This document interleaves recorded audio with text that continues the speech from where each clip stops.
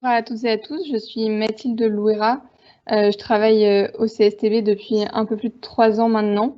Donc j'appartiens à l'équipe environnement dont le cœur de métier est l'analyse de cycle de vie des bâtiments. Et je travaille aussi sur les sujets d'économie circulaire et de stratégie carbone. Très bien, eh bien merci Mathilde. Alors, j'ai prévu quelques questions. Première question assez bateau, mais depuis combien de temps le CSTB travaille sur le bas carbone? Depuis longtemps, j'imagine. Je vous laisse nous faire un petit peu l'historique. Très bien, oui, effectivement, ça fait quelques temps que le CSTB travaille sur le bas carbone. Alors, bon, la première chose, c'est que si on veut faire du bas carbone, la première étape, c'est la mesure. Donc pour cela, il y a un outil que maintenant tout le monde connaît, c'est l'analyse de cycle de vie, donc ou ACV. Alors la première ACV bâtiment, elle remonte il y a quelques temps, c'était en 1994.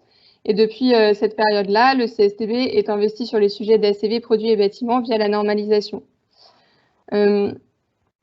On peut aussi citer la première fiche de déclaration environnementale et sanitaire qui, elle, date de 2001. Donc, c'est les fameuses FDES.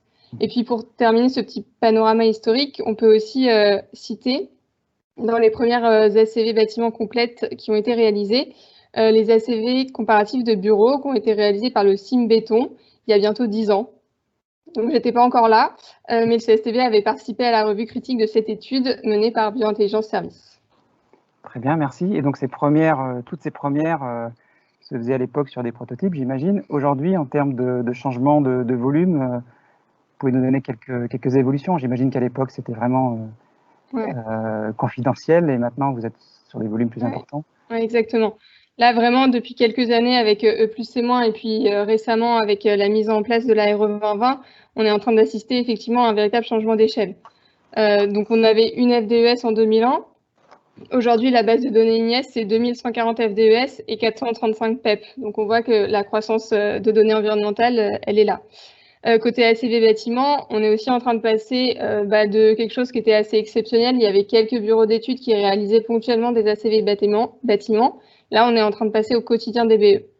Côté logiciel, le premier logiciel d'ACV bâtiment, il a été développé par le CSTB, c'est Elodie. Et aujourd'hui, sur le marché, on a une dizaine d'outils qui sont disponibles. Donc, tout cela, ça illustre ce changement d'échelle et a fortiori la montée en compétences et en maturité de la filière. Ce qu'on peut dire, c'est que la RE 2020, ça va être un jalon supplémentaire dans ce travail sur les ACV et le bas carbone. C'est quand même assez notable de se dire que, à partir de la RE, tous les bâtiments qui vont sortir de terre en France, ils vont disposer d'une analyse de cycle de vie. C'est vraiment un changement majeur pour la construction en France et pour la mesure du carbone. Et donc, on comprend bien que les outils sont mis en place et les méthodologies. Qu'est-ce qui reste à faire maintenant? Enfin, on a beaucoup progressé, mais quel est l'enjeu maintenant qu'il faut pousser pour aller dans la réalité des sujets? Ouais, sur les ACV de bâtiments et produits, c'est sûr qu'on a déjà beaucoup fait, mais il y a quand même encore des sujets de progrès, de recherche, des enjeux associés. Donc peut-être le premier enjeu, il concerne, je pense, les industriels. Voilà, il faut, même si sur INES, on a déjà beaucoup de données environnementales, il faut continuer à faire des données environnementales. C'est vraiment le prérequis pour faire ensuite toutes les autres analyses environnementales sur la construction. Un des leviers pour ces données, ça va être le déploiement de configurateurs. L'objectif des configurateurs, ça va être de pouvoir réaliser plus simplement et plus rapidement des données environnementales tout en garantissant leur qualité. Le message, c'est vraiment qu'on a besoin des industriels qui participent à cette aventure du bas carbone. Ce qu'on peut savoir, ce qu'on peut noter aussi, c'est qu'il y a des dispositifs qui existent pour accompagner les industriels. Il y a par exemple le projet porté par l'ADEME et l'Alliance HQE-GBC qui s'appelle tout simplement FETA FDES. Je pense que le nom est assez explicite. Un deuxième enjeu, c'est peut-être la formation et la mise à disposition des outils, la formation des acteurs et la mise à disposition d'outils. Donc la formation, c'était un des grands objectifs du programme OBEC, Objectif Bâtiment Énergie Carbone de l'ADEME, qui s'est déroulé pendant l'expérimentation E+C-. Aujourd'hui, le ministère et l'ADEME continuent à travailler sur ce sujet de formation, sur les formations à la RE, via un groupe de concertation accompagnement des acteurs, et ils engagent aussi des appels d'offres spécifiques sur ce sujet. Et donc, puis ce que je comprends, c'est que il faut accompagner la profession et ça enclenche pas mal de changements, à la fois en compétences et en staffing côté industriel et toute autre partie prenante. Oui, c'est ça. Les pratiques sont en train de changer. Madame Hélard parlait tout à l'heure d'un travail collaboratif, c'est exactement ça. On sait que pour atteindre des performances environnementales, il y a un travail d'équipe qui est nécessaire avec tous les acteurs du projet, tous les maillons de la chaîne. Donc, évidemment, la maîtrise d'ouvrage, la maîtrise d'œuvre, les économistes, les industriels, les entreprises travaux. Donc ça, c'était ce travail en équipe, c'était un des gros retours d'expérience du programme OBEC. En plus de travailler en équipe, il faut diffuser les bonnes pratiques, échanger les bonnes pratiques d'un projet à l'autre. Et pour ça, il y a besoin d'avoir des communautés. Donc, c'est ce qu'a commencé à faire le hub des prescripteurs bas carbone. Ce hub, il est piloté par l'IFPEB et Carbone 4. Et le CSTB, on l'a rejoint récemment parce qu'on a besoin de projets exemplaires. Ils sont nécessaires pour montrer les bonnes pratiques et les diffuser. La RE 2020, aujourd'hui, sur le bas carbone, c'est la locomotive. Il faut que demain, elle devienne assez vite la voiture balai. Parce que vu les objectifs de réduction d'émissions qu'on a, il faut qu'elle soit vite dépassée. Donc, pour aller plus loin que la RE, on va avoir des labels d'État. Donc, ces labels, ils vont avoir plusieurs objectifs. Le premier objectif, ça va être d'aller plus vite que la réglementation environnementale. Donc, je ne sais pas si vous avez vu, mais les seuils carbone pour la réglementation vont être de plus en plus exigeants au fur et à mesure des années. Et donc, l'objectif des labels, ça va être d'anticiper ces évolutions. Il y a un deuxième objectif pour les labels, ça va être de valoriser les innovations. Et puis, le dernier sujet, ça va être pour les labels de traiter pas seulement le fameux triptyque de la réglementation qui est énergie, carbone et confort d'été, ça va aussi être d'aller traiter les autres sujets que sont l'économie circulaire, la biodiversité, la qualité de l'air ou encore les performances en exploitation. Il y a un dernier enjeu sur la CV bâtiment que je n'ai pas encore cité, c'est le fait que aujourd'hui, la CV bâtiment, ou produit d'ailleurs, c'est surtout utilisé comme un outil de mesure a posteriori des impacts environnementaux. Et l'enjeu, c'est que ça devienne un véritable outil d'éco-conception. Donc pour ça, on va avoir besoin d'outils spécifiques. Donc au CSTB, on parle d'ACV Express. Ça va être des outils qui permettent de faire des ACV bâtiments à partir seulement de quelques paramètres descriptifs. Et ces outils d'ACV Express vont permettre d'anticiper le score carbone atteignable selon certains choix programmatiques, parce qu'on sait que voilà, les impacts, une grande part des impacts environnementaux se jouent dès la programmation. Oui, et d'ailleurs, pour information, il y a plusieurs startups qui se positionnent sur ce créneau pour permettre vital finalement de faire des aides à la conception. Très bien, merci. Donc on se rend compte qu'au niveau bâtiment, il y a effectivement encore de la profondeur et de quoi faire. Si on prend un peu de recul maintenant et qu'on regarde plutôt au niveau de l'échelle du quartier, j'imagine que vous êtes aussi très impliqué avec d'autres niveaux d'enjeux. Ouais. Ouais, c'est ça, les ACV quartiers, c'est un sujet beaucoup plus récent que les ACV produits et bâtiments, donc on va avoir des enjeux qui sont un peu différents. Le premier enjeu, ça va être de disposer d'une méthode. Donc pour ça, il y a le projet quartier E+C- qui est porté par l'ADEME, dont l'objectif est de définir une méthode d'ACV quartier. Donc ça veut dire, c'est quoi faire une ACV quartier, de quelles données on a besoin, quel est le périmètre des études, etc. C'est répondre à toutes ces questions. Ensuite, le deuxième enjeu, c'est de disposer d'un outil.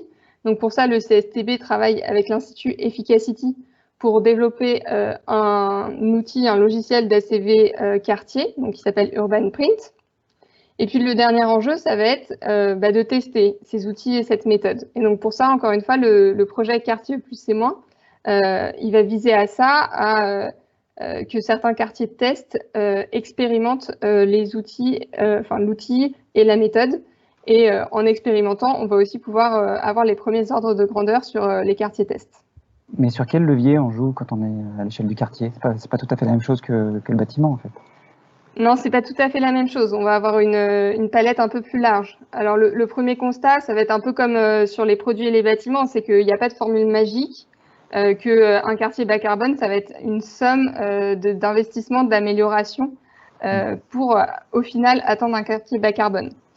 Il y a aussi un autre sujet, c'est qu'avec la RE, on met beaucoup l'accent sur le neuf, alors qu'on sait qu'un quartier bas carbone, c'est avant tout un quartier où on va rénover. Donc, c'est pas parce qu'en ce moment, on parle du neuf avec la RE qu'il faut oublier la rénovation, au contraire.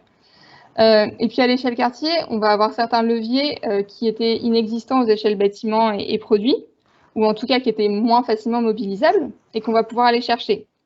Je pense par exemple à la mutualisation des espaces.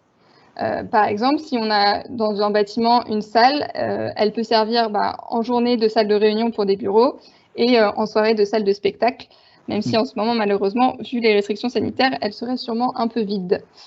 Et puis pour terminer sur ce sujet des quartiers, sur les leviers qui existent quand on fait des évaluations de quartiers, et pour faire des quartiers bas carbone, il faut donc avoir en tête que l'approche quartier, elle permet de prendre en compte vraiment plein de thématiques.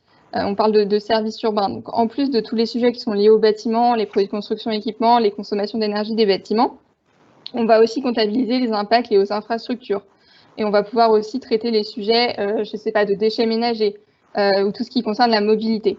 Donc la CV quartier, c'est vraiment, ça permet une approche globale et transverse.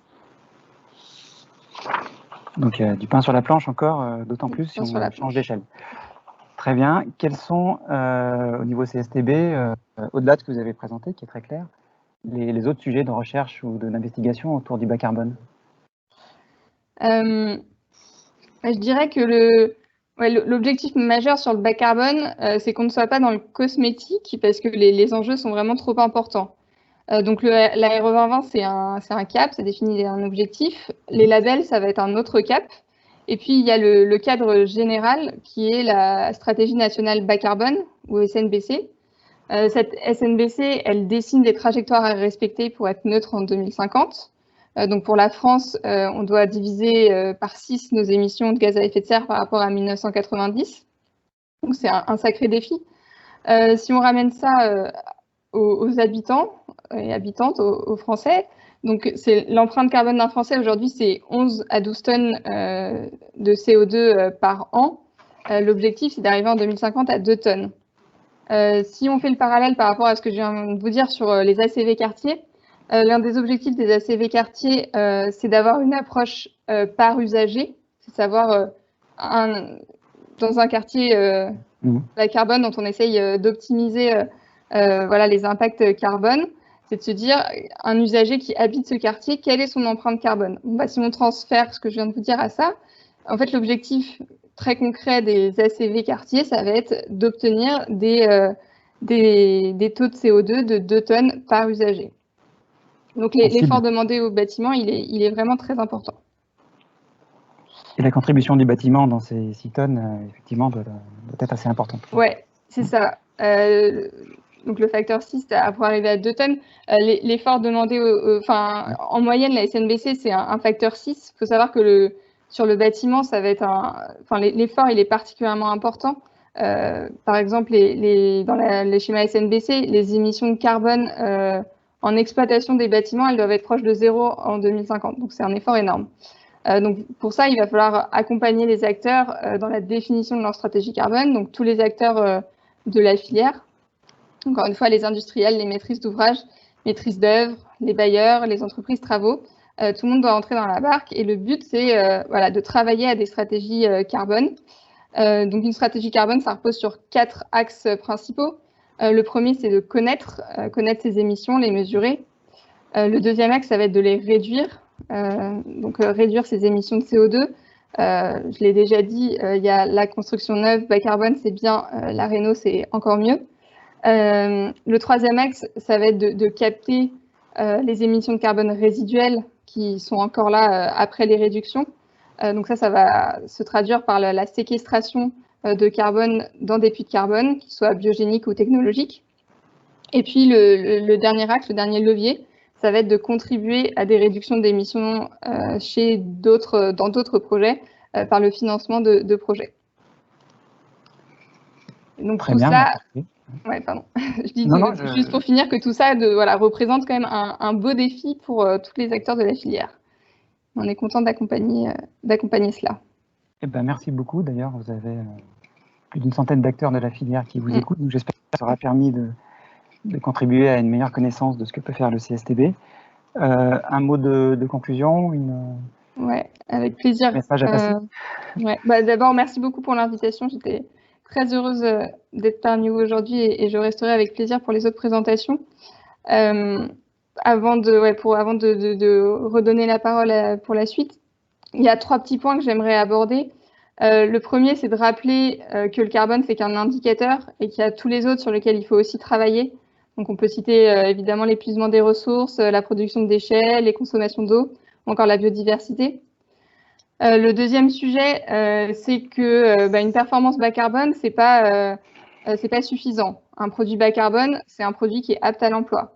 Un bâtiment bas carbone, c'est un bâtiment qui assure la sécurité des occupants, leur confort, etc. Donc finalement, l'évaluation et la certification, c'est essentiel. Et c'est pour cela que le CSTB travaille sur la garantie de performance et sur la durabilité. Autrement dit, un projet bas carbone, c'est pas un projet uniquement bas carbone, c'est pas un projet qui rogne sur les exigences principales du bâtiment qui sont tout aussi importantes.